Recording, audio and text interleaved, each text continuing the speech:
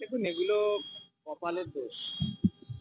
কারণ এর আগের দিনই তো বলেছিলাম আমরা 7ই সেপ্টেম্বর প্রথম পর্যায়ে পাপের প্রায়শ্চিত্ত করে ফেলেছি। আজকেও একটা প্রায়শ্চিত্ত করতে এসেছি। আমাদের আক্ষেপ দুঃখ যে আমরা যোগ্য, তা সত্ত্বেও আমাদেরকে একই যোগ্যতা নির্ণায়ক মানের পরীক্ষা দিতে হচ্ছে।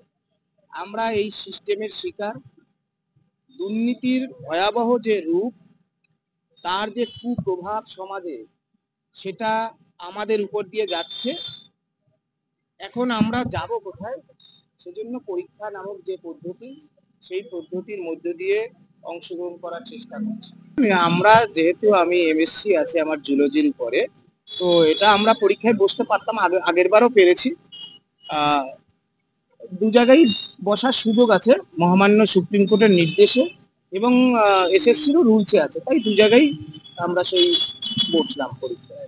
সন্দেহের কোনো জায়গা রয়েছে যে এটা না হলে দেখুন, আমরা নবম দশমের পরীক্ষার ক্ষেত্রে তো বলেইছিলাম যে আমাদের সুযোগ ছিল না।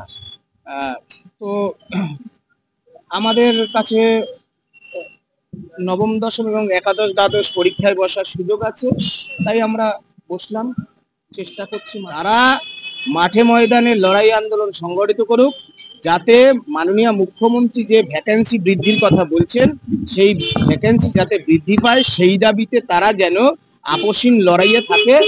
আমরা যেভাবে দুর্নীতির শিকার হয়েছি, তারা যেন সতর্ক থাকেন।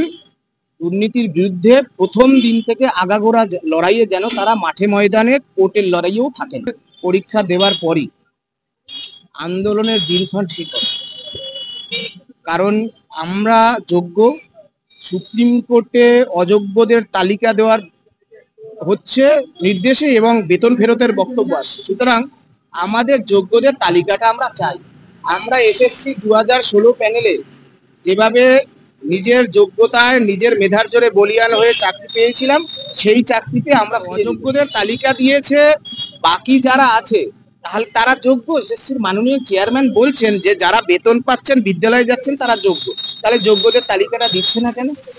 কারণ যোগ্যদের তালিকাটা দেওয়ার পরে বাকি যারা থাকবে তারা অযোগ্য।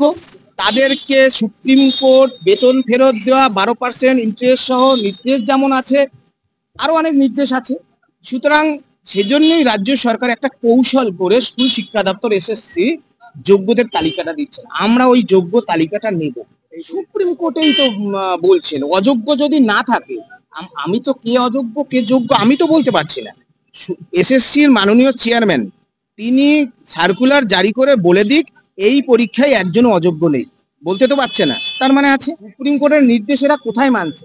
এই রাজ্য সরকার সুপ্রিম কোর্টের নির্দেশ মেনে যোগ্য শিক্ষাকর্মীদের বেতন বন্ধ করেছে, আবার সুপ্রিম কোর্টের নির্দেশ মেনে সরকারি কর্মচারীদের দিয়ে দিচ্ছে না। এই সেরকম অনেক কিছু আছে। রাজ্য সরকার কোথাও মানছে, কোথাও আন্দোলনের রূপরেখা দেখবেন এসএসসি কেন্দ্রে যত দুর্নীতির ঘুঘুর বাসা ওই স্কুল সার্ভিস কমিশন। সুতরাং শান্তিপূর্ণভাবে গণতান্ত্রিক রীতিনীতি মেনে থাকবে। দেখুন, পুলিশ পৃথিবীর ইতিহাস যদি উল্টে দেখেন বা বাস্তিল দুর্গের পতন যদি দেখেন, অনেক কিছু শেখায়। আমি কিছু বলছি না, কিন্তু এখানেই বলছি যত দুর্নীতিগ্রস্ত যারা, তাদের কি হাল হয়েছিল, সেই হাল যদি আটকাতে চান, যোগ্যদের তালিকাটা দিন। দুর্নীতির বিরুদ্ধে রাজ্য সরকার পদক্ষেপ গ্রহণ করুক। আর এই পরীক্ষা যেটা হচ্ছে, স্বচ্ছ তালিকা দিতে হবে।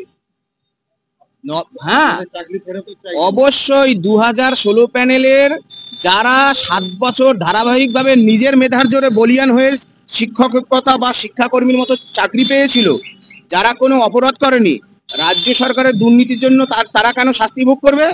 সুতরাং যোগ্যদের তালিকাটা চাই, 16 সালের ওই চাকরি ফেরত চাই, এটা হচ্ছে বক্তব্য। এবং সেই জন্য তো বললাম পৃথিবীর বিভিন্ন ইতিহাস হাঁটলে দেখা যাবে কোন দুর্নীতিগ্রস্ত যারা, তাদের কি হাল হয়েছিল, মুয়াম্মার গাদ্দাফি কি হাল হয়েছিল, বাস্তিল দুর্গের কি অবস্থা হয়েছিল। সুতরাং সেই অভিজ্ঞতা থেকে শিক্ষা যেন নেয় রাজ্য সরকার, এটুকুই আজকের দিনে আমাদের বক্তব্য। যেহেতু এই 7টা দিন একটু সময় পাওয়া গেছিল, আজকের দিনের পরই আপনারা জানতে পারবেন। সুপ্রিম কোর্ট ইতিমধ্যেই হয়েছে, তো আপনারা জানলেই জানতে পারবেন, এগুলো ক্রমশ প্রকাশ্য।